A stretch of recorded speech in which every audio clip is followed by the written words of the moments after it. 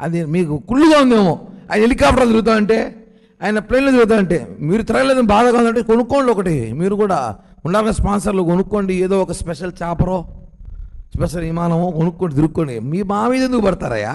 మేము ప్రజల కోసం తిరుగుతుంటే ముందు మీ కథ చూడండి. నీ కథ బయటపడిందంటే విషయం మొత్తం నేషనల్ మీడియా వాయించేస్తూ ఉంది. నేషనల్ మీడియా మొత్తం గల్లీ నుంచి ఢిల్లీ దాకా నెయ్యిలో 250 కోట్లు స్కామ్ జరిగిందని చెప్పారు. 250 కోట్లు స్కామ్ జరిగింది. 98 లక్షలు 8 లక్షలు నెయ్యి కొనుగోలు చేశారన్నారు. ఇప్పుడు చెప్పండి, ఎక్కడికో చోట్లేస్తారో, ఏ కోనేటికి వెళ్తారో చూద్దాం. ఏ కోనేరుకి వెళ్తారో ఇప్పుడు. మీరే కదంటారు సిబిఐ అని. అదే సిఐడి సిబిఐలో ఉన్న డైరెక్టర్లు తేల్చేశారు.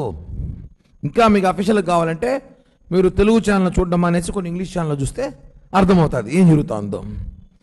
మీరు మాట్లాడేటప్పుడు అవకాశం దొరికింది కదా అని మాట్లాడడం కాదు. అక్కడ మీకు అవకాశం ఎక్కడ లేవు, ఇవ్వడం అంత ఛాన్స్ మేము ఇవ్వము.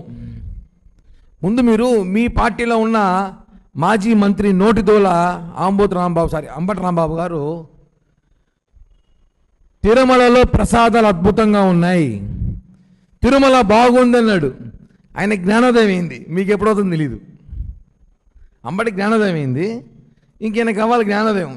ఒకసారి వెళ్ళి తినేసి రండి. అన్నదాన క్యాంటీన్కి వెళ్ళి మంచి భోజనం తిని, మా హయాంలో దర్శనం ఎలా జరుగుతాం ఒకసారి దేవుని దర్శనం చేసుకొని ఒక రాత్రి తిరుమలలో బస చేసి వస్తే, తిరుమల తిరుపతి దేవస్థానం కూటమి హయాంలో, బిఆర్ నాయుడు గారి హయాంలో, మా పాలక మండలిలో ఎలా జరుగుతుందో చూడండి ఒకసారి వెళ్ళి. సాక్షాత్తు నోటిదూల, మీ నోటిదూల అతనే చెప్పాడు, అద్భుతంగా ఉంది ప్రసాదం, అసలు అమోహం, ఆహా ఓహో అన్నాడు. నెక్స్ట్ మీకే అవ్వాల్సింది నెక్స్ట్ జ్ఞానోదయం. పవన్ కళ్యాణ్ గారు లాంటి వ్యక్తి తీసేసి తహసీల్దార్ కాదాయన, డిప్యూటీ సీఎం, 5 శాఖల మంత్రి, చరిష్మాన నాయకుడు, ఈ రాష్ట్రానికి కాబోయే ముఖ్యమంత్రి భవిష్యత్తులో. ఆయన చాలా పనులు ఉంటాయండి, మీలా కాదు కదా. కాబట్టి ఇంకోసారి మీరు పవన్ కళ్యాణ్ గారి గురించి అవాకులు చవాకులు పేల్చాలనుకుంటే ముందు వెనక చూసుకోండి మీ పరిస్థితులు ఏంటో, మీ హయాంలో ఏం చేశారు, ఎర్రచందనం మీ హయాంలో ఎలా దోలినారు. మీరు మా మీద కామెడీ చేసేది కాదు, మేము బ్రహ్మాండం చేస్తాం మీ మీద పంచులు.